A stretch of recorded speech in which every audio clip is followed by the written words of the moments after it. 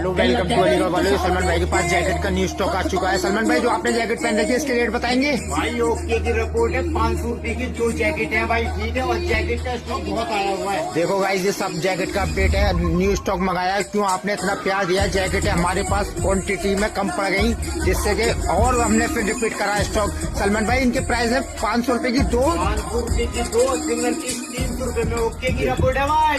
देख लो अलीगढ़ वालों, आप एक बार शॉप पे जरूर विजिट करो। कलर डिजाइन काफी मिलेंगे जैकेट में।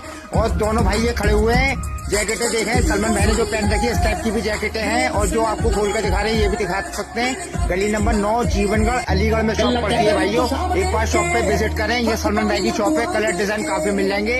सलमान भाई, अपने फैनों के लिए क्या कहेंगे आप? भाई फॉलो करते रहो, 500 की 2 जैकेट लेकर जाओ, ठीक है भाई। देखो अलीगढ़ वालों, सब जैकेटें मिल जाएंगी और कलर डिजाइन काफी हैं। देखें, सलमान भाई की शॉप ये पड़ती है। आपको कॉन्टेक्ट नंबर देंगे, शॉप पर विजिट करें।